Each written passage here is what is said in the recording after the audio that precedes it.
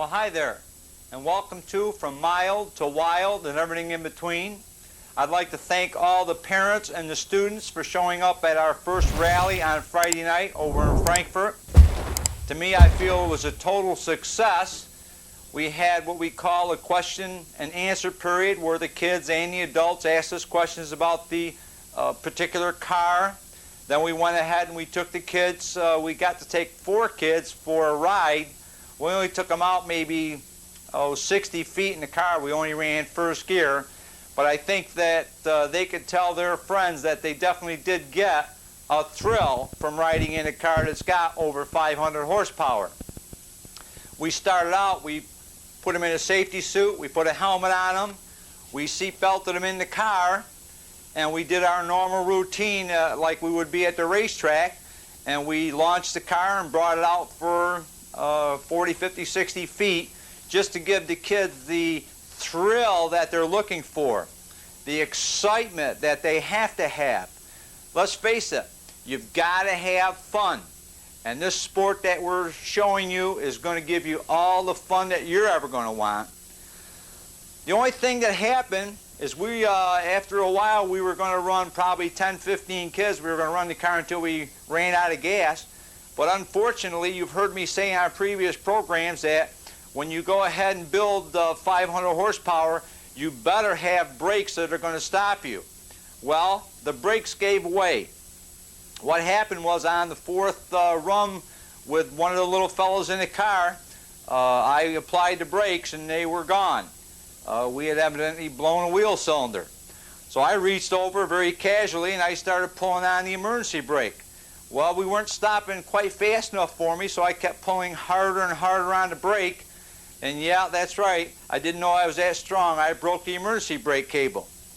Well, make a long story short, we did get the car turned around and back to where all the people were. But I want to show you what happened. I emphasize that you've got to use a lot of times your own judgment when you're purchasing new pieces. I went ahead a few years back and I thought I would upgrade the car.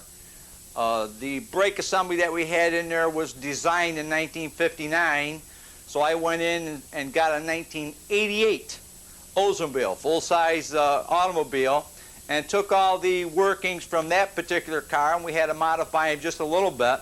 But I want to show you the difference between these two. This is the backing plate, which is of the newer style. We went ahead and put it in the car.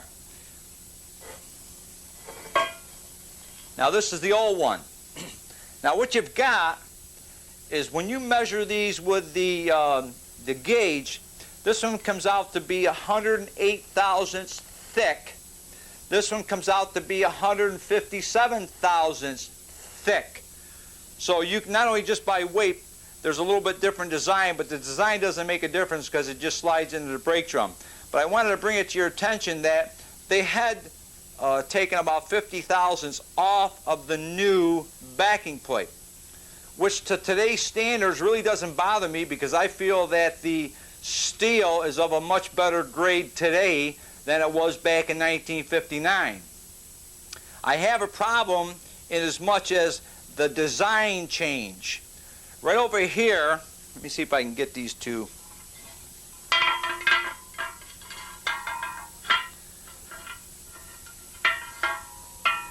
There's a little tab. Let me see if I can get Wade to come up a little bit closer. See this little tab sticking off right here? You can just see the back portion. There's a tab which comes off and goes in the front and in the back of the wheel cylinder. So it keeps this wheel cylinder from being able to go in either direction when you apply the brakes that hard. The design of this one is they've taken the 2 tabs off. So as I indicated, the thickness doesn't bother me as much as removing the tabs. What it does is the wheel cylinder actually goes in and it's wedged right between the 2 tabs here. So the 2 bolts hold it from the back and it cannot go front or rear by applying the brakes hard. By taking the tabs off, and that's what happened to us. maybe I was doing something that I shouldn't have been doing. Nevertheless, we always look for safety first.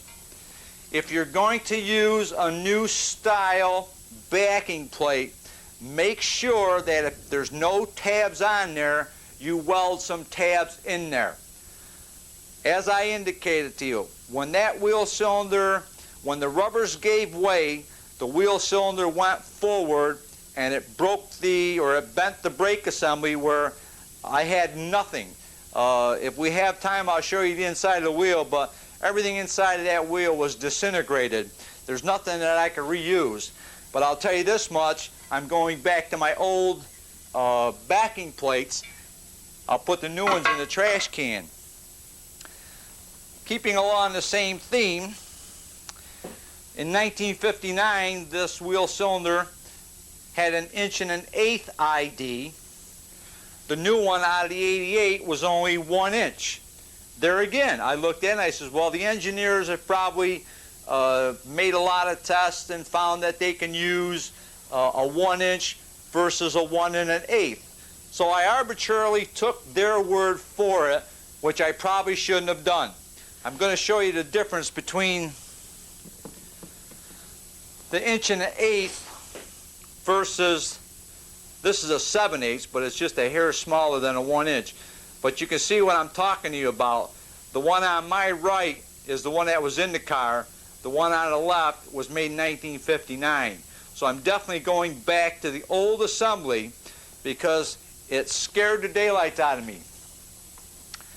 I'm over there and we're having a real good time and these kids are enjoying going for a ride, and I'd like to take another 10 or 15 for a ride. But when the brakes went out, the first thing that came to my mind is safety. We sat there and we put the kids in all the safety gear that was necessary. We had all the safety equipment around us just in case we did have a problem. An unfortunate incident where I just took someone else's product as gospel. I won't do that again. I'll use my own better judgment, and I want you to do the same thing when you're looking at pieces to put into your hot rod. I guess I've talked enough about that. What I want to do today is I want to get into showing you how to degree this camshaft in. The first thing we're going to do, I'm going to put the dial indicator up here. Okay, now once you've got your dial indicator on, you've got it centered right on the piston here. That's this first one right here. The second dial indicator is on a shaft, and it goes down and it touches the second lifter. The second lifter is the intake lifter. And what we're going to be doing is setting this cam up on the intake center line. Now, once you've got your dial indicator on the piston, you can take a bar and you're going to be moving your crankshaft back and forth until you get true top dead center right here. You see how that needle moves? I'm only moving this crankshaft just a hair right there. Let me hold on. Okay. What I've done is that's true top dead center of the piston.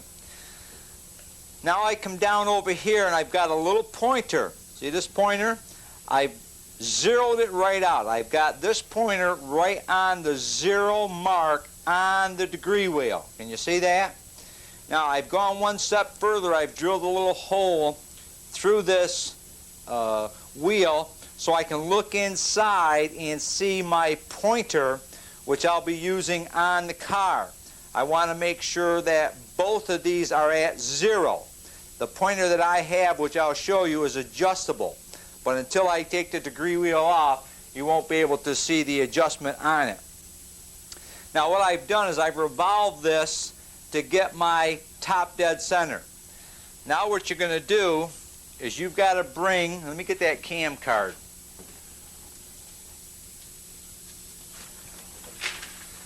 This is the card that I told you get with every camshaft.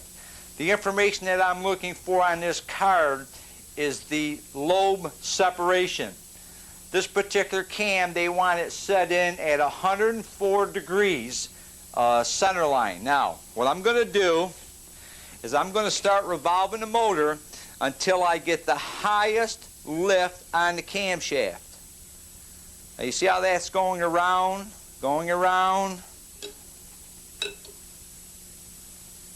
Right about there is the highest point.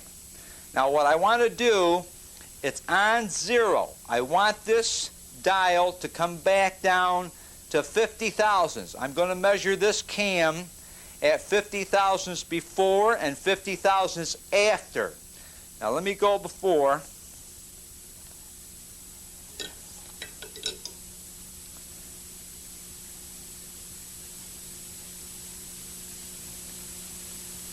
Okay. Now I'm going to come to my pointer and I'm going to look over here, and this pointer's at 147.5 degrees. I'm going to mark that down. I've already marked it on the paper here.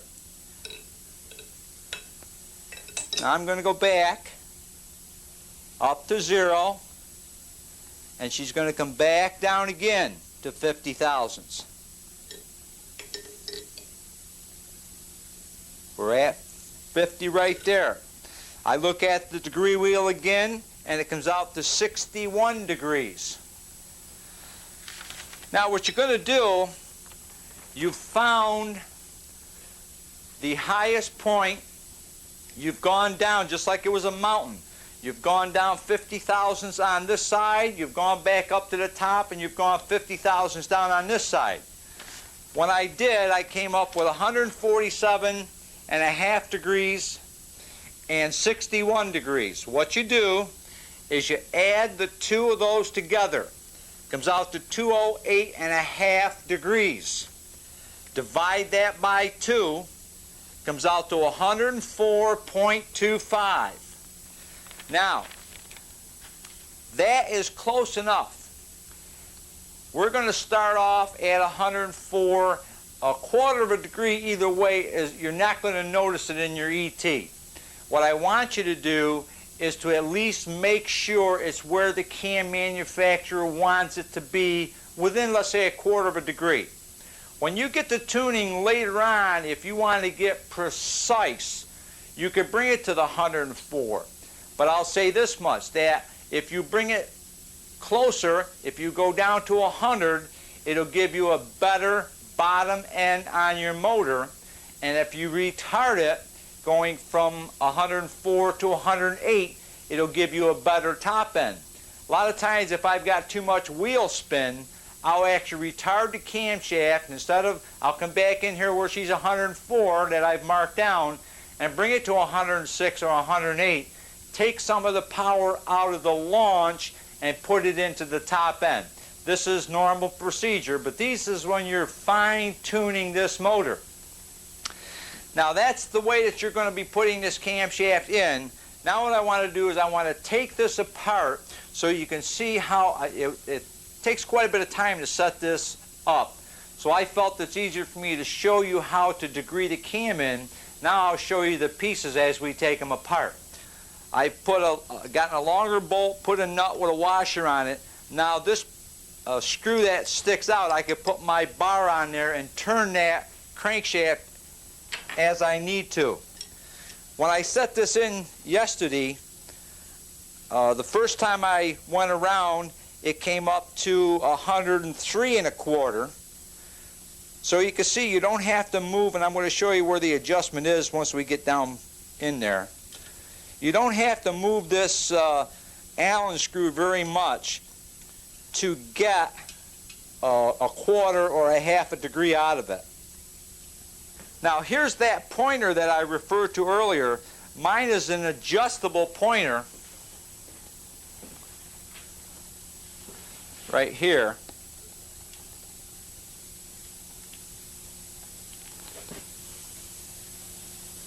I'm going to show you the difference between a stock pointer, which you're used to seeing, and the pointer that I like and I use only because of the accuracy of it.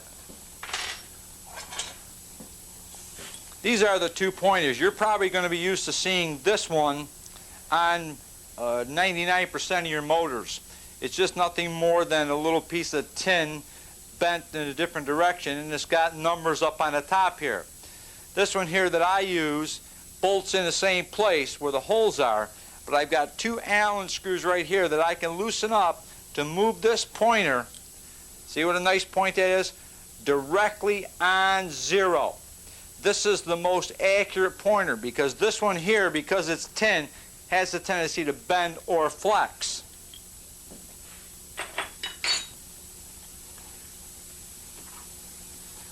Now, right over here, I'm going to switch sides again, excuse me. Right over here is, let me see, there is a small Allen screw that's got a dimple on it. I keep turning this screw until I get 103, 104, 105 degrees. This is called a hex adjust. The instructions come in the box, but the old way was we used to drill them out and put a half moon in there. The new ones have got this nice little hex adjust. You can see where the Allen just goes right in there, and you turn it a little bit at a time. That's where I indicated yesterday. I kept turning it, and it would go off 3/4 of a degree very easy, and I didn't think I was turning that hard. Now, once you've got it adjusted, these bolts you would be loosening up as you were turning that. I'm going to take these bolts out. And what you're going to do at this point, because we know we've got the cam in at 104, it's actually 104 1/4. Now what I want to do is I want to put a drop of Loctite on these bolts. And I do one at a time because you don't want to upset your cam that you just got through degreeing in. Now I'm tightening it up by wrist. I'm going to go and do each one of them. Okay, now once you've got Loctite on all 3, you're going to have to remove the harmonic balancer. Don't forget to use the puller. You can see I've got the puller on this before I removed it. You can't get to that bottom bolt, and I'd already taken the setup off to turn the engine around. So what I did is it was easier for me to just take off the harmonic balancer. Now you're going to take your torque wrench and torque all 3 of these up to between 22 to 25 pounds of torque. I always go a little bit at a time. This is a clicker torque wrench, and when it gets to the preset number, you'll hear it go click. Hear it? I'm at 24 right there.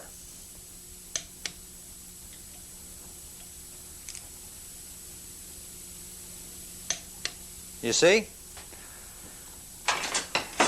Now, once you've got your torqued here, I'm going to show you a little cam button right here. Let me show you what it looks like. This is a cam button.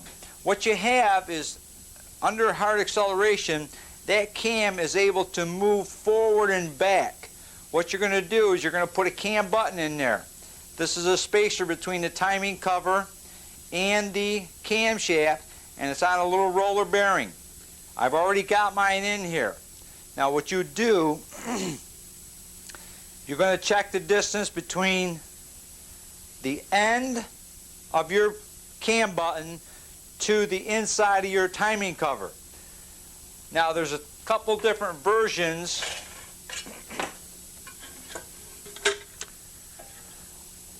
This is the timing cover you're normally used to seeing. It's got a little lip attached to it on the bottom where your seal goes. Got the bolts going around, got the inner seal, and then you've got your pan seal.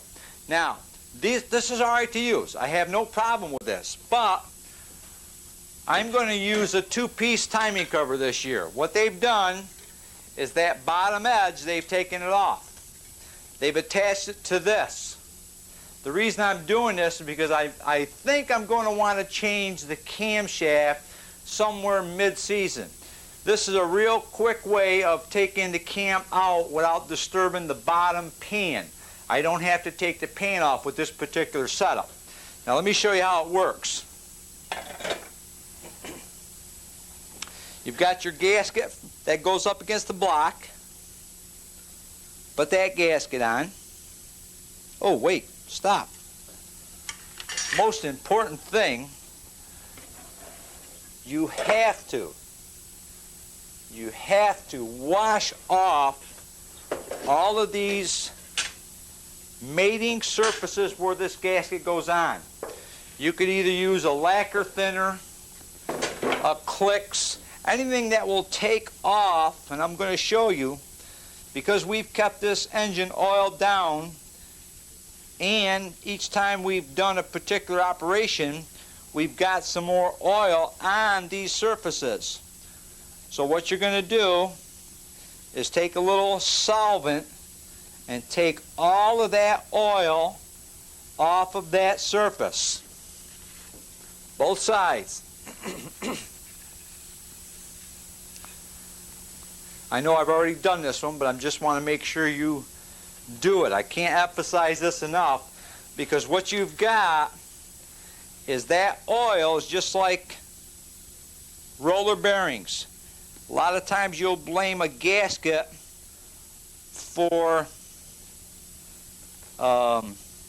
failure, and it wasn't the gasket, it was because you hadn't cleaned the surface up good enough before you put the gasket on. Now, that's my first gasket, and there goes the top piece right there. Now, let me just get a bolt to hold that in place. Now, here's the other half of that. You're going to have two gaskets on the front of this. You see this gasket goes right here like this. Now, with the other one, you would only use the first gasket that I put on there. But because of this two-piece, you have to have a gasket in the front and a gasket in the rear. Now I'm going to head and take that one bolt out and put this fella on.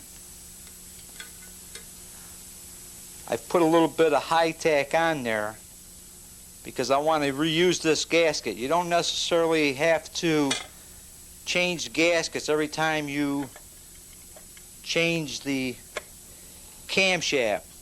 The gaskets that I use, we've actually used them 2 or 3 times. Okay, now you've got all your bolts in. See right here, you put your timing tab on, you tighten all your bolts, just wrist tight. You don't need to go real hard on these, because you can always go back in and tighten them just a hair, but you want to just get a firm grip on the wrench and go a little bit at a time, getting all your bolts tight with your pointer in place. Now, you're going to be putting your harmonic balancer back on. And there again, make sure you use the tool. These are a precision instrument and you don't hit them on with a hammer. Now we can go ahead and disconnect. We're done with the front here. We're just about done with this short block. You've got your front done. You've got all the crank rods and pistons in. The only thing left to do now is we're going to turn this engine upside down and finish the bottom side.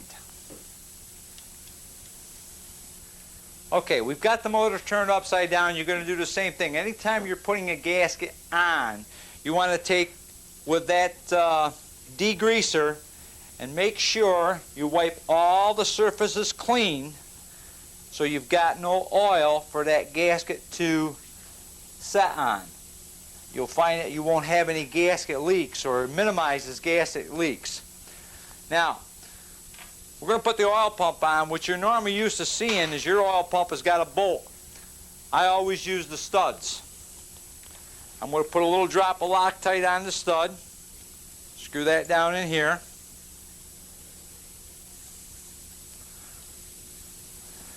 Now my oil pumps, these are special for the pan. You're going to notice how we've brazed the pickup on. I want you to do the same thing. Always braze that pickup on. You don't want to take a chance and having it vibrate out.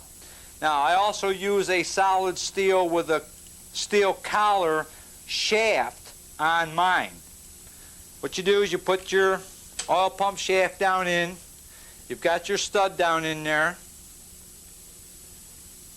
I get it on. Slide it there. Little drop of Loctite. Put your washer and your nut, and you're going to torque this to 45 feet-pounds.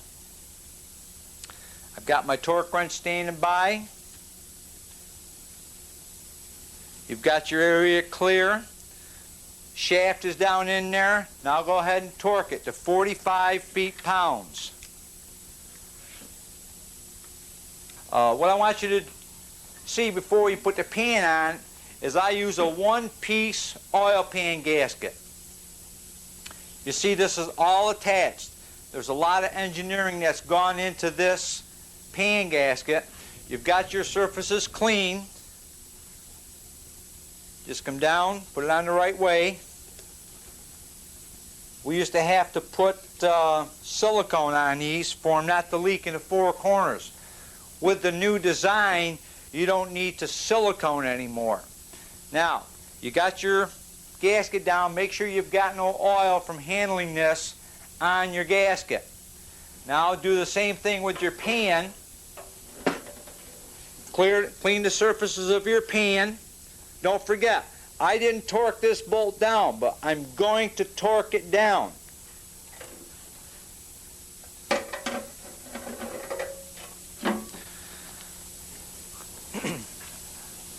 I think before we go any further, we're going to hold off until next week. So in going, don't forget my motto, do drags, not drugs, and I'll see you at the racetrack.